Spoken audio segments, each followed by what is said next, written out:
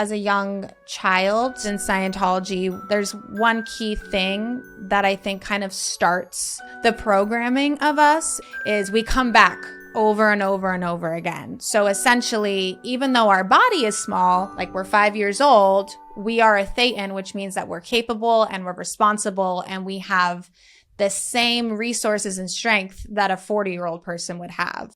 Hey, my name is Shalise Ansola, and this is Cults to Consciousness, where we discuss leaving high-demand religions or organizations and finding healing and independence through awareness and true individual sovereignty.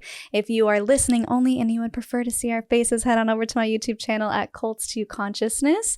It would be so awesome if you could like the video, subscribe, hit the bell so you don't miss any episodes, and if you could leave your comments. If you have anyone that you want me to interview, definitely leave it below, and if we are able to get on that guest, we will feature your comments. There have been a few people who have been requesting to do an episode on Scientology, so here it is. Today is the day. This is the first time we've talked about this specific high demand group / cult, and I'm really excited to get into it. So our guest today, she is a fellow Angelino, lives here in Los Angeles. She's a singer-songwriter, and she has her own animal rescue. This is the first time that she's telling her story, and so I'm so happy and thrilled to welcome to the show, Dani. Thank you so much for joining us. Thank you for having me. Of course. So we were chatting off camera here about your experience, and one thing that you said you were really passionate about is when it comes to Scientology, people don't really talk about the harms that it has on children who were born and raised in the religion. And you were born and raised in Scientology. So I would love to get into your childhood and get into how you are doing now that you've left and kind of the repercussions that comes with that. And also, to start us off, what are some common misconceptions about Scientology that you'd like to clear up? Well, there's a lot of common misconceptions about Scientology. I think one of the main ones is people kind of write it off as like when people see the church, like say Celebrity Center on Franklin, or they see the people walking around in uniforms, they're like, oh, they're just like weird, you know, like there's nothing really going on. It's just like this weird organization, and people kind of they just laugh it off, you know, when in reality there's so much more going on. We talk a lot about the adults that are in the organization. If you want to join something when you're 18 years old, by all means, go ahead. That is your choice to do that. What people don't talk about is the children that are born into it and the fact that we don't have a choice because we were born into it and we don't know anything differently. And so when you're born into something and it's the only thing that you know and it shapes your entire childhood, you're unaware of the programming that's happening to you. Mm-hmm. And we can say that about all religion, right? Yeah. Being born into any family that has deep religious roots. And unfortunately, this religion, and I'm putting quotes in it because I don't feel like a true religion and spirituality is something you pay for. Yeah. Is very detrimental to children and to the way that we live our worlds. And so I'm going to say a word and people will probably freak out about it, but it really is like child trafficking, right? You put them in there and you create these worker bees because you do what your parents are told. Mm-hmm. Like your parents tell you to do something, you want to have your cell phone and be able to watch TV when you're at home. So like you're going to abide by the rules, and abiding by those rules are being part of this church. And we don't talk about that enough. I don't see it really anywhere. Because I think that people are still kind of afraid to discuss that aspect of it. Yeah. And before we even really dive into it, I want to say thank you for joining us and sharing your story, because I know it can be difficult and it's a vulnerable thing. Yeah. And especially with Scientology, they, as you mentioned before, they have the money to kind of come after people. So it's really brave of you to be here. And I just want to make it known that it's appreciated. Thank you. Yeah. No, this is, like I said, the first time, like everyone in my life knows that I'm no longer a part of the church and that it was one part of my story, but I've never publicly spoken about it. So here we are. A little uncomfy. Cults to Consciousness exclusive with Dani. Well, I'm very happy that you're here today. So where do you want to start with your story in your childhood? So, I was born in 1990. I was born to, Me too. hey, 90 babies. I was born into like a very seemingly normal life. I had, 2 parents. I had 2 half sisters. We definitely don't look at each other as half sisters, but they were from my dad's previous marriage. Yeah, they're my entire world. I love them so much. And I went to a school. It was called Delphi, which is a Scientology school. Like some of my earliest memories are, being in that class. I knew our curriculum just like was a little different, right? But once again, I didn't know any of this stuff. And another part that is different about these type of schools is normally kids get out of school at 3 p.m. or 2 p.m. or whatever it is. Our schools were till 5 p.m. every single day. Oh, wow. Because so from a very early on, the level of responsibility that is put on you as a child is very high. And so, but once again, I didn't know I had no idea that that's like not the way that the world worked. All of my family friends were Scientologists. All the kids that I knew were Scientologists. I remember being very little at like being at these very big church events or whatever. But it was just like looking back, it was just so normal for us. Like they would go, my parents would have my 2 older sisters and like take me and be like, watch Dani while we go and do whatever it was. And they're like this little play area and we'd kind of all hang out. And I didn't know any different because I didn't know any non-Scientologists, right? Everybody that I knew, all of our parents were in Scientology. And so I stayed in Delphi growing up until I was about, I think I was 14. I think as a young child, there's one key thing that I think kind of starts the programming of us is in Scientology. The belief is that we're all thetans, right? Which for some people who don't understand that word, it means soul, essentially. It's like their version of our soul. And our thetan is we come back over and over and over again. So essentially, even though our body is small, like we're 5 years old, we are a thetan, which means that we're capable and we're responsible and we have the same resources and strength that a 40-year-old person would have. So the level of responsibility as a young kid was very high. Like, be like, I don't want to go to course today. And I'd be like, I'm tired. And they'd be like, this is your purpose. You need to go. You see that I'm doing it. And you'd be like, well, you're an adult. And they would be like, there's no difference. There's no difference. Oh, you're wow. also an adult. And so from a young age, you have this very high level of responsibility. And another main thing as a kid is, so when something bad happens, right? Even if it's like you stub your toe or you break a bone or you have a fever, or even worse, like something actually really bad happens to you from another person. In Scientology, it's believed that we have done something to pull that in. So it's their version of karma, right? But it's basically like I remember being very little and being at school and being like, I don't feel well. Like I have a fever or whatever it was. And the response would be instead of like, oh, let's go take your temperature and whatever. It's what did you do to pull that in? And as a young kid, you don't really understand what they're saying. And you'd be like, I don't know what you mean. Like, I just don't feel well. And they'd be like, well, you did something to pull that negative physical sensation into your body. Like, let's talk about it. Where have you been? And then I'm going to bring in another term.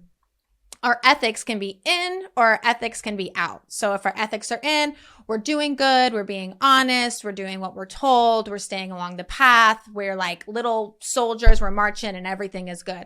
When you're out ethics, it means that you've done something against those rules. So when something like this would happen, they'd be like, okay, well, clearly your ethics are out. So now we need to figure out why. And then starts the process of, being young and going and seeing someone called an ethics officer. And they would be like, okay, this is what's happening. Where have you strayed from the path? Where are your ethics out?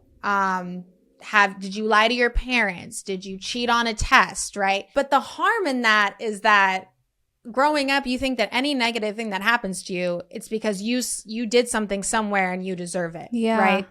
So as a child, that was really hard. So you don't complain. You don't say that you're tired. You don't say that you're sick, because if you do that, then it comes, okay, well, your ethics are out and you've pulled this in. So now you need to go do more work and you need to figure out why this is happening.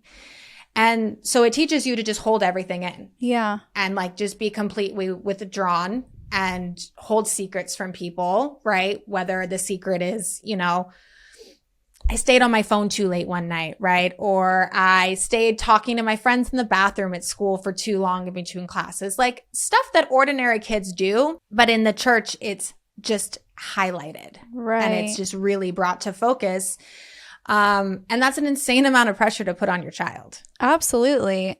So how young do they start these conversations? What's your earliest memory of having that type of therapy? Would it be called therapy, or would that be Dianetics? I don't even want to call it therapy. It's not Dianetics. I mean, it can be. The hard thing is that when LRH made certain processes, and right after he passed away, other people came in control of the church. Mm-hmm. And so, mind you, LRH was a fiction writer. He was a science fiction writer. He's the one that founded Scientology. And he did something which was pretty smart. He brought in elements of things that people want to look at, different religions, different ideas of spirituality, and he put it in a practice in a way that seemed understandable to people. And so when other people got involved when he passed away, policies and other things like that have changed. And so I can't really say if this part of it, this policy was Dianetics, or it was just the workings of the church. I was a Scientologist, and here were the readings that I needed to go by. And this is what we had to follow. I think the youngest memory I have of being in ethics is probably like being 6 or 7 years old. And ethics is like, it's not a fun place to go. Yeah. It's like, you're in trouble. Mm-hmm. You're in trouble. And now you needed to go talk to the ethics officer. It's like when you're in principal, right? And you're like, go to the principal's office because you're in trouble. Yeah. Yet it was this stranger that you had never met. And now you had to talk to them about like where you may be hiding things, right? Or where you may be falling short in your responsibilities.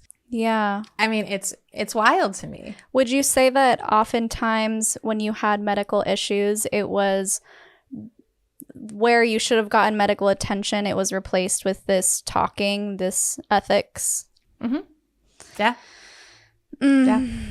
It created a phobia of doctors in me. Really? Like, oh yeah. I mean, obviously, like, I'm not saying my parents didn't give me medical treatment. Like, if I was really sick and I needed medical care, right? Like, my parents took care of me and I got medical care. But it just was in a way that the routing of it didn't make any sense. Like, your kid already doesn't feel good, right? So it's like the first thing you do is like, okay, let's get you some medicine, right? And let's let you stay home from school. But instead, it's like, you're faking it. What did you do to pull this in? Like, we're still going to give you Tylenol or whatever, but like, you need to go see the ethics officer. It's like, okay, And so I never went to a doctor. I only went to one doctor growing up that wasn't a Scientologist. The rest I was seen by Scientologists. And actually, the one doctor that I saw when I got older, she was a Scientologist. She actually broke, doctor-patient confidentiality.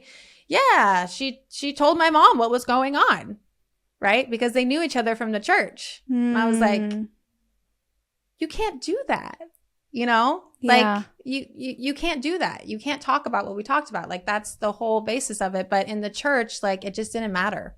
The church came before everything. The church came before your kids. Yeah. The church came before your job. The church came before anything. And they would always make sure that you knew that, Yeah. And like, it wasn't my parents' fault. Like, they were also brainwashed, Like, if you've been in a cult, And the thing is with Scientology is they get you in at the very surface of it, like the very basic courses that they teach you. I'm not going to sit here and say they weren't helpful. They were like courses that you would take at a college, right? Like how to have better relationships, how to have better friendships, how to study better, right?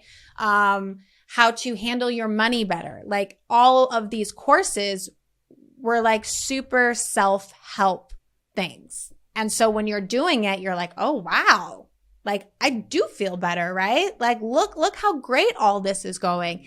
And that's how they get you. Because then once you're in, you're in. It's like, we're going to save all the crazy cuckoo stuff until you're deep in the church and you're not even going to bat an eye at it. Yep. Because you're already too far in, right? Your whole world has become the church. Your business associates, your friends, like your kids' friends, the school, it's all intertwined. And if you leave that, you lose all of it. Yep. It's gone. Yeah. The similarities between that and Mormonism, as you're talking, I'm like, yep. It's very closed circuit. Yeah. And how you were mentioning that the church comes first. I did a few episodes with my mom where she's saying, yeah, I was expected to go and do temple work, which is like the top of the top, the kooky stuff that you don't know until you know. And yet she's worried sick about her kids while she's in there, not allowed to have her phone or talk to anybody. And when she comes out, she has all these texts from us going like, Mom, where are you? And she just was expected to set that aside, all of her responsibilities as a parent, while she's doing, quotes, the Lord's work, which is just bringing people into the church who are dead and don't want anything to do with the church, right? You're literally like baptizing people who aren't alive anymore and doing temple work for people who no longer are alive. Yet somehow that's more important than your family who is alive, who needs your help and needs your attention. So, but like you said, they don't know any better because they were raised in it as well. And it's really hard to break out of that. Yeah, they had no idea. I forget, how my dad initially got involved with it, but it did help him in the beginning, right? He found a way of life that he thought was wonderful. Like, why wouldn't he want his new wife, my mother, to be involved? Why wouldn't he want his children to be involved? And then the more that you get in, which means the more money that you're giving to the church, my parents were very high donors in the church. They reached like a level with that because they donated so much that it takes you even more, right? So it was like then you're seeing like my mom is helping the church a lot, my dad's giving the financials, so I'm the littlest, right? So my sisters are older than me. So I'm like always at the church with my mom. I'm always like in the daycare at the church. I'm always around Sea Org members. My mom moved us to LA. I was very young. I don't know, I think I was like 8. We actually lived at Celebrity Center. Oh, you did? The church on Franklin. Yeah. Yeah. And so I was alone most of the time. I was alone with Sea Org members because my mom was, clearing the planet, as they like to say. And so it was normal for me to be at reception with, someone in the church, right? Someone in the org. But like, we don't know these people. Just because they're part of a church doesn't mean that you know them, right? Yeah. And so you're passing your child off to strangers. And like strangers are raising you. I mean, I just look back at it. I'm so far removed from it now. I just like thinking back to it's wild to me. It's it's crazy that I lived there. Like I lived in a hotel room. That's weird. That's like really weird that occurred. I went to another, Scientology school out here at Delphi. I was in La Cañada. I made some of my best friends there. And the thing is at the time, I didn't know that this was wrong. I didn't know that this was not how everyone else lived. Right. And then as I got older, you're 13 years old, right? You're experimenting. You go to a party and like maybe you drink like a Mike's Hard Lemonade or something. You're 13, 14 years old. In normal times, right? That's something like, oh, your parents might find out, but like Probably not. You know, you probably stayed over at your friend's house or whatever, and you got to learn and experiment in this way. When you're a Scientologist, if they see something that you're doing that is out ethics, right? Like we used to, so gross. Like we loved smoking cigarettes at 14 years old, and we would smoke behind the theater in La Cañada, and someone would see us. And so they would write a knowledge report on us. Oh. And this knowledge report would be sent to the church, and it would list everybody that was involved, what they saw. Your parents would get a copy, and then you would get called into ethics, and you were in big trouble. Like I'm talking big trouble. Grounded, like you know, then you go down. I mean, if you get grounded as a kid, that's normal, but it's just the fact of like, there's this random person that I don't even know who knows I'm a Scientologist, writes this report, tells this entity of people that I don't know. I get a call. My mom's like, I just got a call from the ethics officer at CC. They told me you were smoking. A, you're grounded. B, you're going down to CC right now. And I'm like, okay. So I go down to CC. Ethics is in the basement level. It's this person who's in the Sea Org. I'm not going to, you know, give her name. And she's just screaming at you, right? Like, this isn't your mom. This isn't your dad. This isn't your sister. And this person just lays into you. I mean, I remember at one point, she's screaming at me so hard, I'm like up against a wall, like crying, because she's telling me that I'm a degenerate and like, you know, how am I going to clear the planet if I'm doing this, and what's wrong with me? And like, you're disgusting and you're embarrassment. And like, I'm a kid. Yeah. Right? Like, I'm a kid. I'm going to experience, like, it's whatever it is, but that shouldn't happen from a church, right? You're not my parent. And so there's always this fear. It creates this, this anxiety within people who were raised in it, that like someone's always watching us. Yeah. And someone's always waiting for us to make a mistake, right? And we're going to get in very big trouble. It's where my people pleasing comes from, that I have to work on with my therapist. It's, you know, why I have insane anxiety and phobias of going to large social events, because of like the invisible police that may be around. I know they don't exist for me anymore, right? And I'm 33 years old, but it's still right there. When you're having your formative years and you're trying to become who you are and make mistakes and learn about the world for yourself, and you're having these ideas put into your head by an outside entity, it's really hard, right? Yeah. For me, I struggled with my sexuality. I knew that I was attracted to women when I was younger, yet the teachings of the church were basically, there's something called the tone scale, and we are told where we are on it based on our actions and thoughts or whatever. And they'll never publicly come out and say this as it being a rule of the church, but I've lived it. So if you're known to be gay or have gay tendencies, it's considered an aberration. And to be that aberrated on a tone scale, you are at the same level as someone they would categorize as a pedophile. Oh. Right? So at 13 years old, having these thoughts, but also knowing the teachings of my church, I'm like, oh, so am I like a pedophile? Wow. Like, is that like this is just some aberration that they have to like audit out of me, right? And so I push that further and further and further down throughout my life, but also think of the damage it does to a young child trying to understand who they are. And you have these teachings basically like, because I got in trouble once for, it was MySpace days. MySpace. Hey. And me and my best friend Olivia at the time, she wasn't a Scientologist. She was actually the first person I met out of Scientology. We were like kissing. We didn't make it, you know, we just like kissed, right? And it was like a MySpace picture. Oh man, like I was in trouble. And that's, you know, the tone scale came out and like, are you trying to say that like, this is where you are? Like, that is an aberration. Like, that is fucking disgusting, blah, blah, blah, blah. You know, pedophiles do what you do. And it's just like, your brain at that age, you can't absorb that. And the amount of trauma that it does to a child, like, it's terrible. Yeah. You know? Well, you believe Like, it because this is a group Yeah. that you've been raised in, and why question it? And your parents Right. believe it to be true, and everyone around you believes Mm-hmm. it to be true.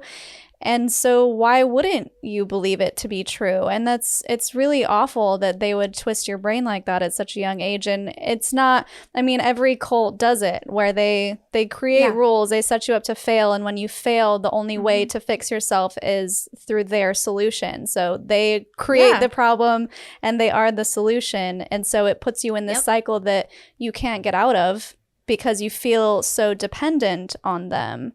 So what was it like what kind of punishment goes with that? Is it just ethics? Yeah. So part of ethics is you need to make your amends and to get your ethics in, essentially. A lot of it is, so a lot of it's like manual labor, like scrubbing, sweeping, whatever it is. Like the actual physical manual labor is how you start to like get up, right, and get back into good graces.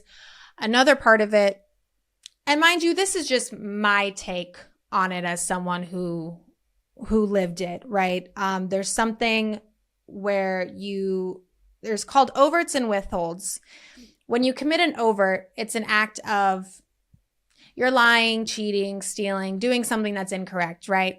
And the withhold is when you're keeping it from someone. So it's like, my overt is that I smoked a cigarette on Friday night at the movie theater. My withhold is then not telling my parents about it. Okay. So mind you, they do this with everyone from children to adults, is you then list out your overts and your withholds, right? And so you write down, like, and mind you, at this point in my life and as I got older, I truly believed if I didn't put everything down, like they would somehow find out. It was like somehow they were in my mind and they were going to know. Yeah. So it was like my overts about things that I had thought about, or not even just things that I had done, right? Like wants or needs or something like that. And so I would write all of this down and it goes into my file.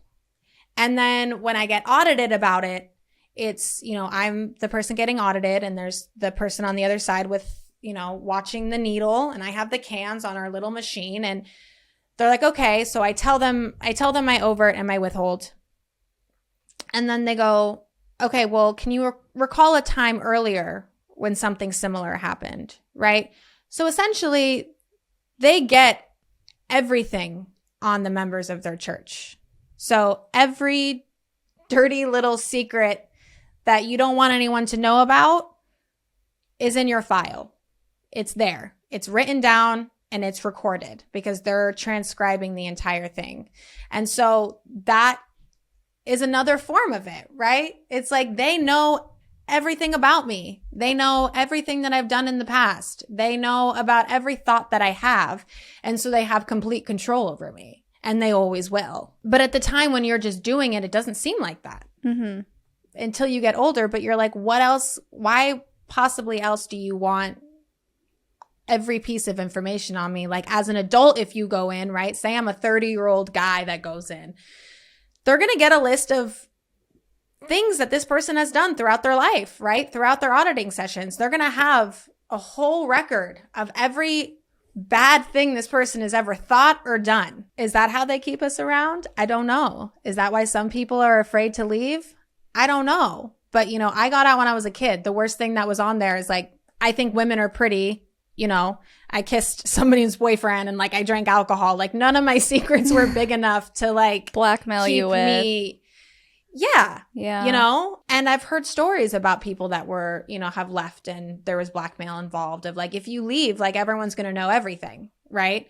And that's really scary. And it's also scary for me to have to talk to an adult as a child about maybe my feelings towards a boy sexually or towards a girl sexually, right? Why am I talking to this adult about that? This is highly inappropriate. This is really inappropriate that we're having these conversations, right?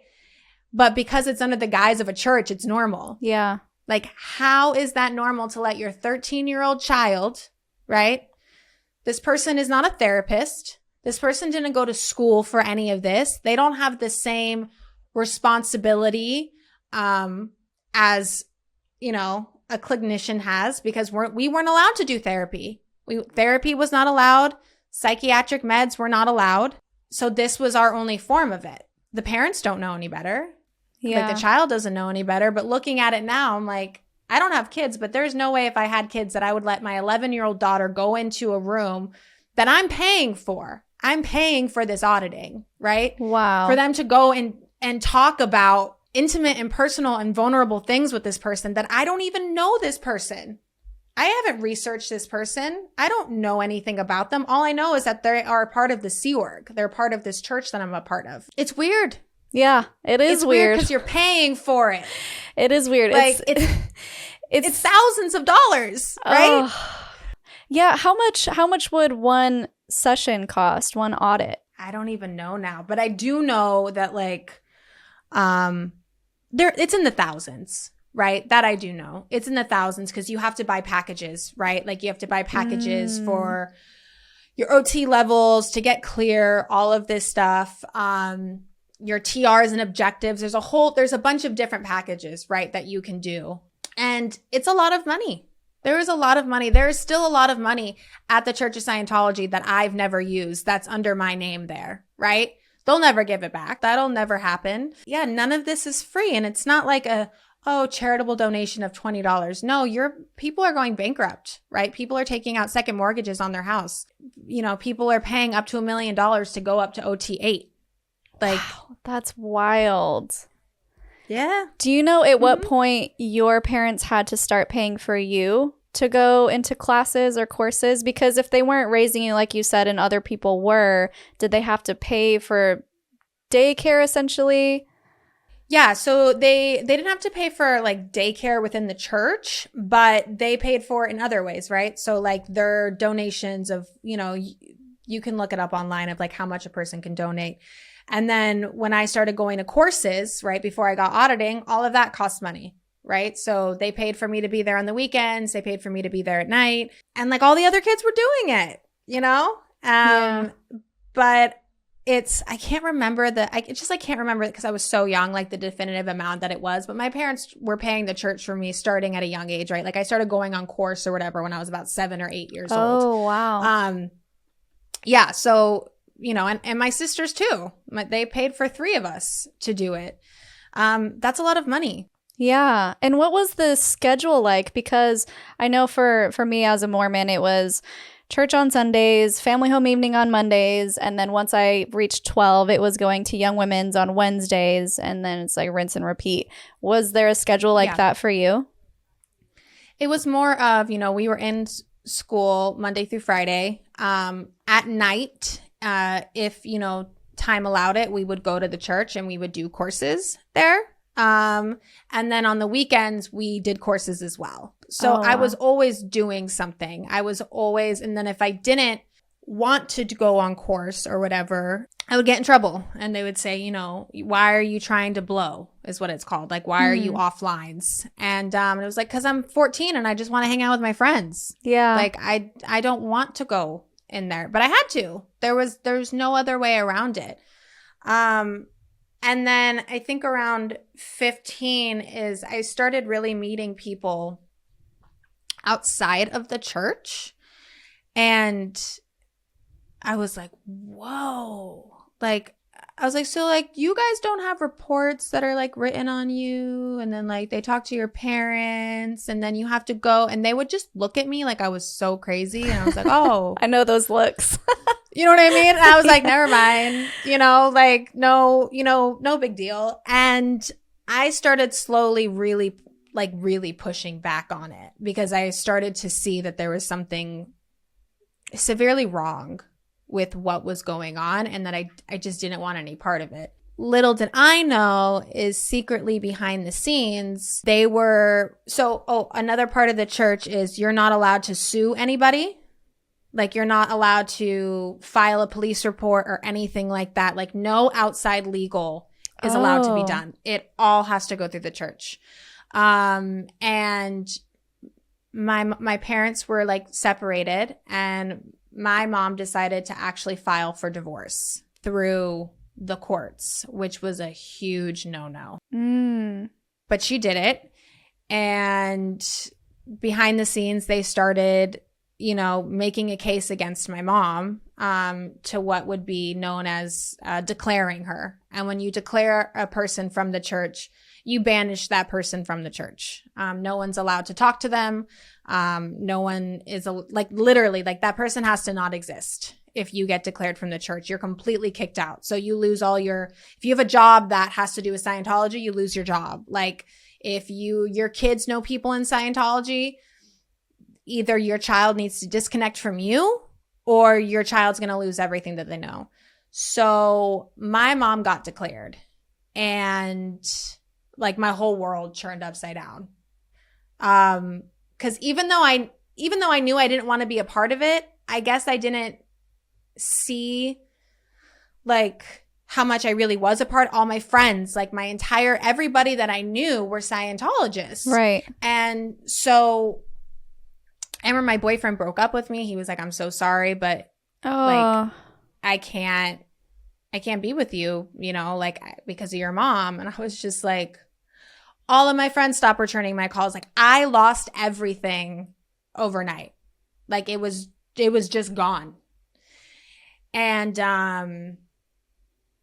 of course, my mom was a wreck for a million reasons, right? There's a lot going on with my mom, and I'm not saying she's a saint because I know if they watch this, they're going to try and come and say whatever about my mom. No, she's not a saint, right? My mom has made mistakes and done things she should not have done.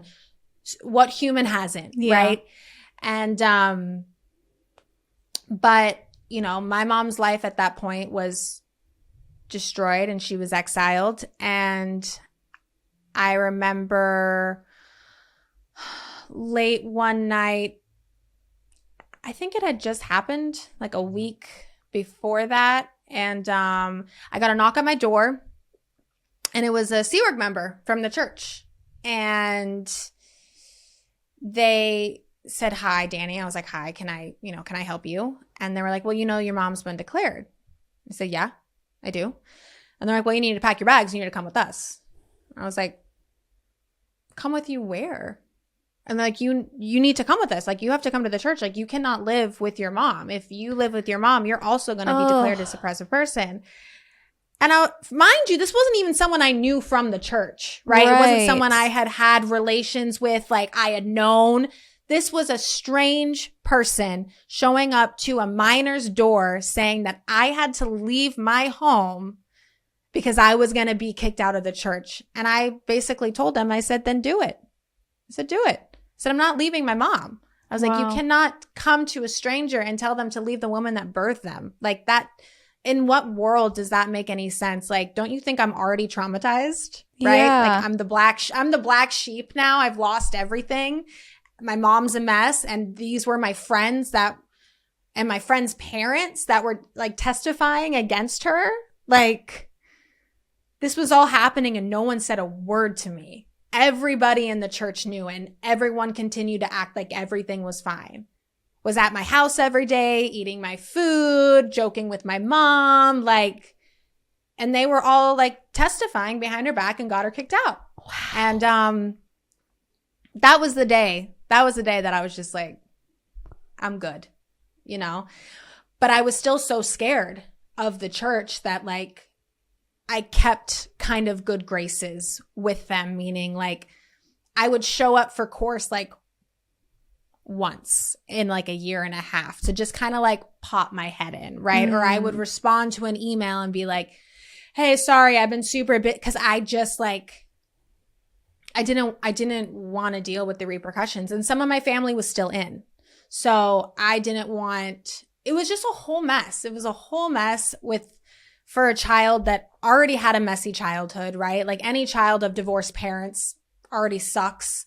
And then you have this entire cult going on.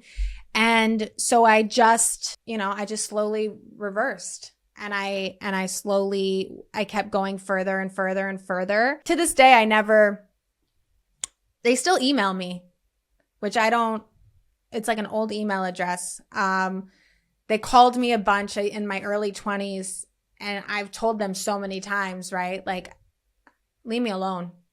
Yeah. Just leave me alone. And, you're left with the damages of what it did. There was a really interesting thing that happened. So when I got older, about 19, for personal reasons, I stopped talking to my mom for quite a bit of time. And that was just personal reasons. You know, we've mended our relationship and we are close again today. And I remember when we started to repair our relationship, it was probably about 5 years ago. And I had posted a picture, like a video of us on my Instagram account. I was like cutting her hair or something. It was something really sweet. And someone responded to me and was that I hadn't spoken to in a very long time, of being like, what are you doing talking to your mom? And I was like, where are you to come out of the woodwork after like 10 years? Yeah. Like, I am not a Scientologist. I've made that abundantly clear. And you guys contributed to a lot of stuff that happened with my mom and this strained relationship that we had. It wasn't the reason for it, but there's so much that had happened, and you guys destroyed my family. Like, this church destroyed my family. They took all the money. They created this hostile environment. Like, you can't even mention Scientology around my grandmother. She'll like lose it, you know? And I blame the church for a lot of things that happened to my mom, and the darkness that she went into. I blame a lot of that on the church. They come out and they say like, oh, we don't have a no contact order in place. And I'm like, that's a lie. You do. You declare people, because I lived it. You know, they come out and say that we are gay friendly. And I'm like, that's a lie, because I struggled with sexuality my entire life. It was so familiar that it kind of it's interesting listening to myself talk about it, because it's like, I don't know if it's like this for you, but you kind of just like push it, right? You're like, yeah, I was in a cult and it is, right? But when you actually like stop to think about it, it's like, holy shit, you know? Sorry, I swear a lot. That's okay. No, it's fine. I just realized I swore a bunch. It's fine. But like, you know, I'm in deep therapy, and I have been for years, because I have to deprogram myself. Yeah. Every single day. I have to deprogram myself. I'm a neurotic OCD freak because of being raised in the church, you know? Like, our parents white gloved our rooms. It was part of showing that we were in ethics. Like, our rooms had to be clean to a point that they took a white glove, you know, and put it on our desk or whatever, that no dirt would pop up. So I still live like that.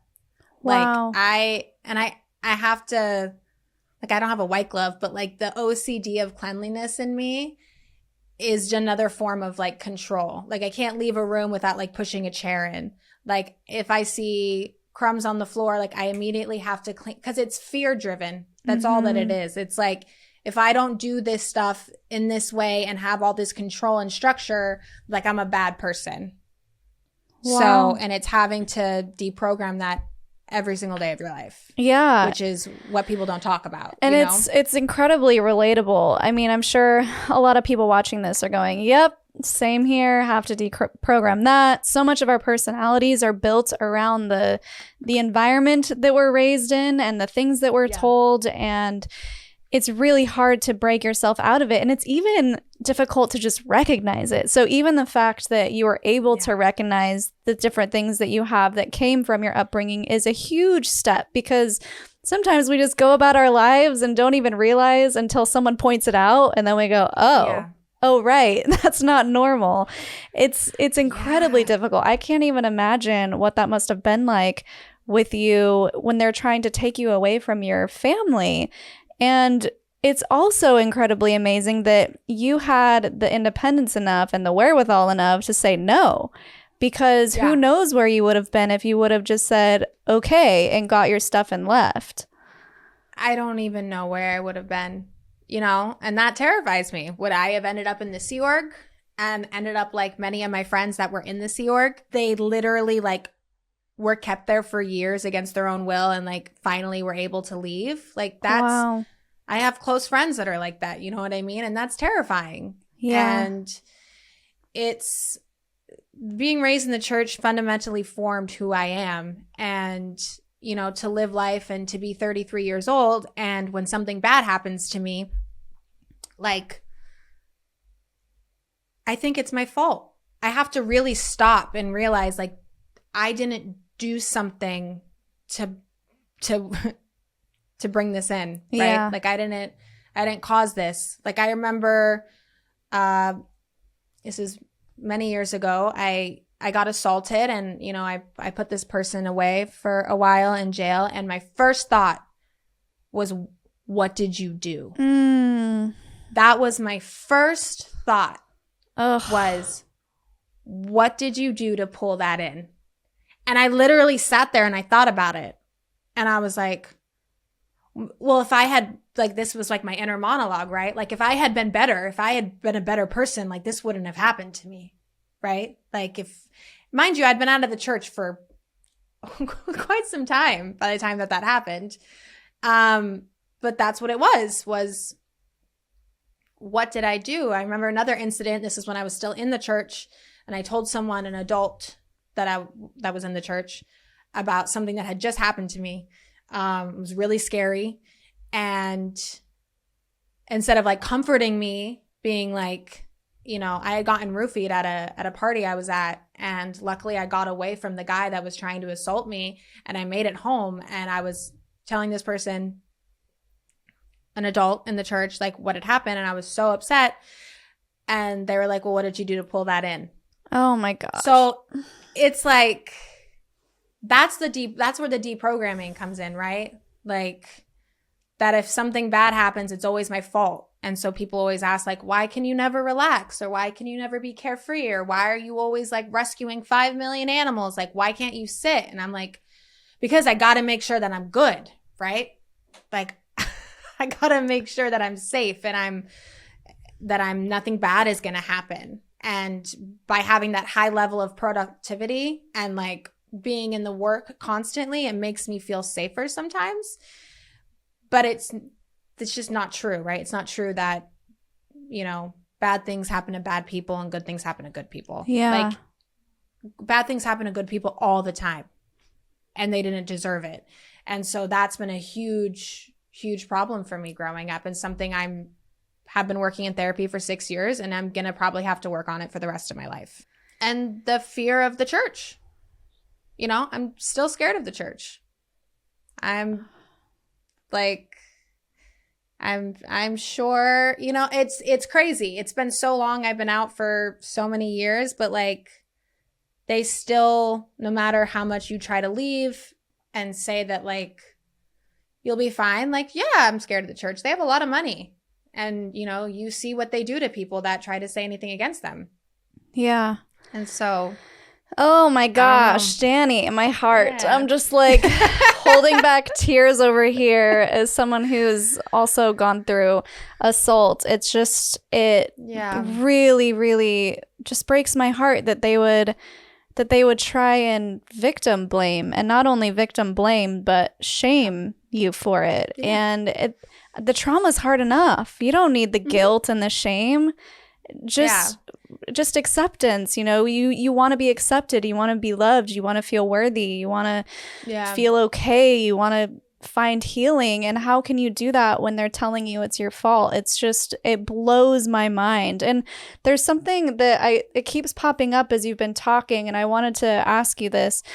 I know when it comes to Mormonism and Christian-based religions, the reason that you can't do, quote, bad things is because of sin, because there's a God that is looking down on you for it, right? And going to punish you for it. But what is it for Scientology? Like, where do they get their moral compass from and decide what's right and what's wrong? Is it a higher power? No, there's no God. Right? Your conception of God. There is no deity. There is no entity. There is none of that. It's basically, they say clear the planet, which means that basically get rid of all the suppressive people, identify every single suppressive person, because they are the reason why the world is failing and we have evil. by doing that, right, you recruit Scientologists, you recruit them, you get them in. And then by doing that more and more, you're going to see where all the suppressive people are, right? So you can keep the suppressive people out. And then you have the good people, which are Scientologists, and you keep them in. And I don't know if it's changed over the years, but like the ultimate goal is to get to the highest level possible, where we can like drop our bodies, right? And like drop the physical form of us.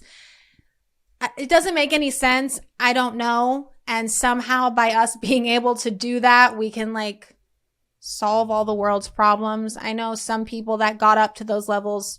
There's like something about aliens or something up there. I never got that far, never even got close to it, but I do know some people that have spoken out about it. But that's why it's hard for us to understand why they call themselves a religion. What spirituality is there? Right. The spirituality is like we're a thetan that comes back over years and, lifetimes and lifetimes, but there's in every other religion, you're praying to something. Right. You're like worshiping something. You're worshiping LRH. Okay. Scientology is God. Okay. You're worshiping the church. You're worshiping the entity. Like, that's what it is. Wow. But also you would think, okay, if you really are this amazing, right? Say someone came across this amazing practice that can heal all wounds and all traumas and really churn this planet into something amazing. You're saying if you're poor, you can't do it? How does that make any sense? That doesn't. It makes absolutely no sense. If you're here for the greater good of the planet, right? And you're here to release pain and suffering, that should apply to every single human being on this planet, not just the ones that can pay for it. Yeah. And that's really what I saw as the very, very big issue when I got older is when you're young, you don't have a concept of money. Yeah. And then as you get older and I'm hearing things like, you have to go because I paid for this and I would be like, what are you talking about? What do you mean you paid for this? And then I see these thousands upon thousands and thousands of dollars that my parents are paying. And it just like clicked. And I'm like, oh my God, everyone here is paying thousands of dollars, like be hundreds of thousands of dollars to be here. Yeah. And this can't be right. Like, where is that money going? I was just going to say, you took the words out of my mouth. I was like, yeah, what do they do with it? They don't pay you anything. Like the people who live. So Scientology owns all the buildings, right? Where all the Sea Org members live. Yeah. They pay them nothing.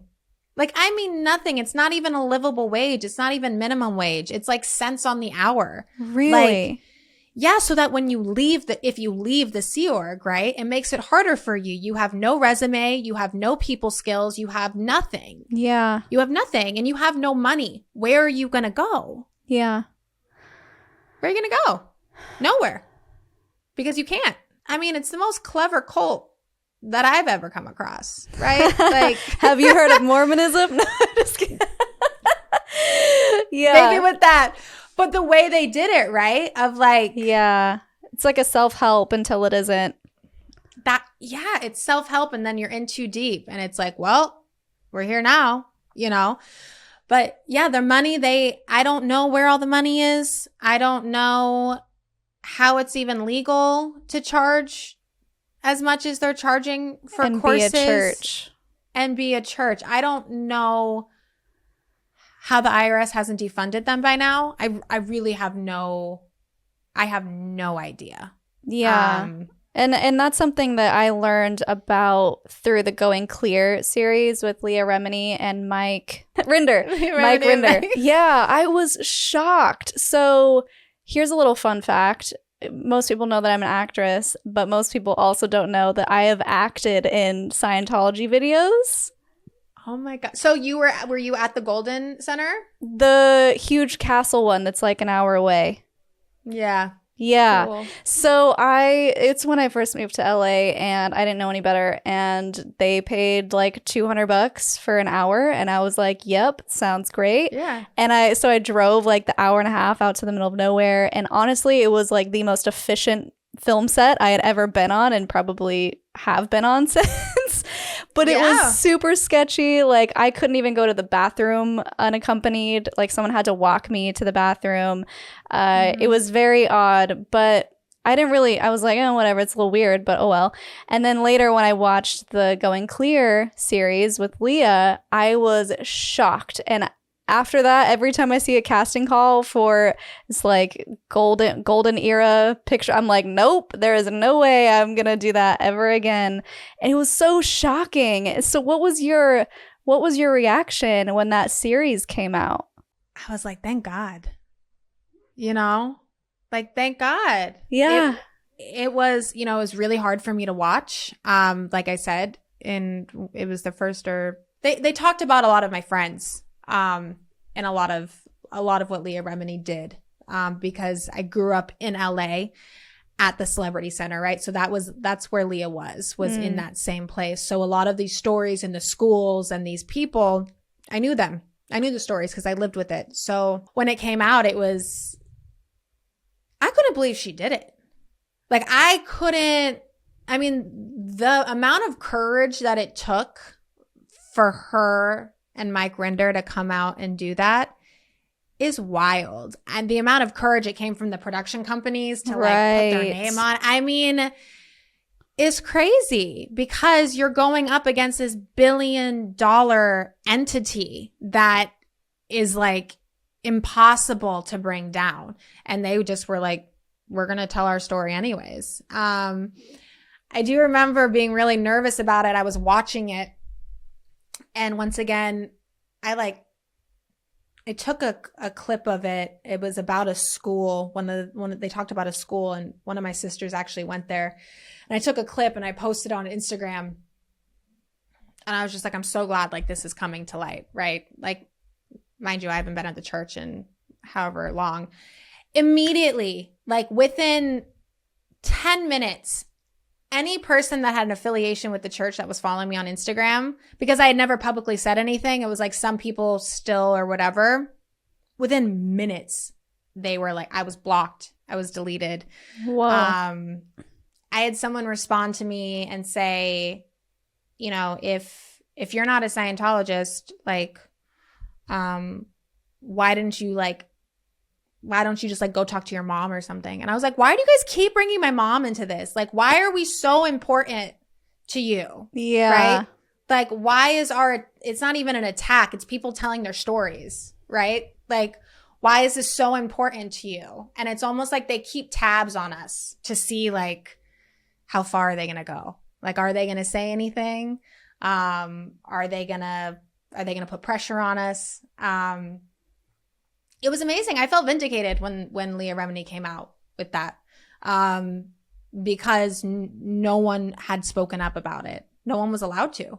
No one was brave enough to do it and had a platform like she did to come out and for people to listen. But I still feel like, the church tried to respond in a way that was basically calling Leah Remini crazy. And we're like, no, she's not. Right. You know what I mean? And it's David Miscavige, the leader of Scientology. He's a piece of work. There's a lawsuit going on in Florida where David Miscavige has been named, and they've been trying to serve him for a very long time, and he's in hiding. And the fact that that's even allowed, right? There's a lawsuit going on, like a big one in Florida, and the fact that you are hiding says enough. Yeah. An innocent person comes out and is like, what do you want to know? What do you want to know? Right. They can't serve him. They have no idea where he is. And it's just like watching this from afar, and I'm just like, wow, it's not even that like, it's just like basic human nature. If you're innocent, you come forward. If you've done something wrong, you hide. Yeah. So it's just like, as much as I try to escape it, it's like I can't. It's everywhere. It's all over the news. It's on every blog. You know what I mean? I drive past CC every single day when I go to work. It's right there. One of my best friends lives down the street from the other one on L. Ron Hubbard Way. It's just like, it's a constant reminder, a daily reminder of, you know, what you grew up in and what you survived. I was going to say, yeah, it's definitely difficult. And it's the same with me. The news comes out, you know, Mormon church hides billions of dollars. Like, great. Now let's talk about it again. And now I have a podcast airing my grievances. But also it's healthy to get it out, to talk about it, to just, you know, blurt stuff out to people who will listen and to vent. And it's very healing to be able to talk about it, especially with people who can understand that perspective and that mindset, which is so hard to unwind, as we've been talking about. So as difficult as it is, I think being able to share stories is helping other people, which is ultimately the goal. So, I mean, it's great. I'm so happy that you decided to come on and share your story. I can't thank you enough. And before we go, I need your Linda Listen moment. Either a sassy statement that you want to say to anybody or some advice to our listeners. I don't know. There's so many things you could say. Like, if you've ever been in a cult or, you know, been brainwashed in some type of way and you feel like there is no end, you know, there is a way out. There are people that are willing to listen. There are therapists that I can recommend that have helped me in more ways than one. And, you know, and just to be easy on yourself. Be very easy on yourself, that it's not a quick process, and it's something that you'll probably deal with for the rest of your life, and that's okay. You know, and you can make it out, and it wasn't your fault. And, you know, I will say on the other token of it, you know, if there's any parents out there that have young children, like, please don't force them into anything that you don't know is good for them. Because luckily I made it out and I made it sober. I almost didn't make it. I almost wasn't sitting here, you know, and that was a direct result of the way that I was raised in the church. And so we need to be kind to children, and we need to really protect them when it comes to cults that mask themselves as religion. Not to say that I'm not spiritual. I'm very spiritual, but just anti-cult.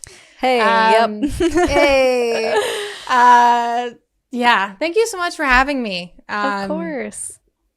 I feel like I just like trauma dumped on a stranger for like an hour. You know what? That's what I'm here for. That's the goal. I am here to hold space for you, for the guests who, you know, sometimes you don't know you need to say something until you release it. And then it's like, feel better, you know? I was just like talking, and then like stuff would come out, and I was like, why am I even thinking about this? Right now? Like, why do I find this to be important, you know? No, I love it. I think when that happens, it's probably because there's someone who needs to hear it, or it's something that you need to release, and that's great. That's why we're here. So I appreciate it. Well, thank you so much, and thank you for all your work you're doing. I mean, I know you said something about sharing an experience with someone, like someone else saying your story and you being able to hear it makes you feel validated. Makes you feel so less alone and validated in a way that it's like really hard to put into words, you know? So I'm sure that this podcast has helped a lot of people in that way. Well, I certainly hope so. So how can people find you? And also we're going to link those therapists in the show notes so other people can benefit. But tell everyone how to find you and support you. Yeah, you can find me on Instagram. It is Swipe Right BBY. It's a very random name, but it was a single that I released. You can also follow my rescue page, which is Rebirth Rescue. We are a 501c3 nonprofit, and we rescue homeless and abused and injured animals throughout the Los Angeles area. So if you need resources or you need help or you have questions or want to know where to volunteer, you can message us there, and we are very active and will respond. That is beautiful. Well, I love that so much. So thank you for the work that you're doing with all the animals. Yes. Yeah. I don't think I can see. I think she's maybe waking up. Oh, we got a kitty in the shot. If you are listening only, go to YouTube right now so you can see the beautiful cat. That is Wally. And so you can see Dani's really cool tattoos. Yes. Well, thank you again. And to our listeners, it would mean the world if you could support over on Patreon, patreon.com/cults2consciousness. Help us bring on more and more guests and up our production value, as the LA people would say. But thank you for watching regardless. And until next time, follow your highest excitement, be conscious, and be well. Thanks for listening. If you like what you hear, it would mean a lot if you could like and subscribe on YouTube and leave a review or a comment to help with our visibility. You can also find me on social media at cults2consciousness or reach out by email at cults2consciousness@gmail.com.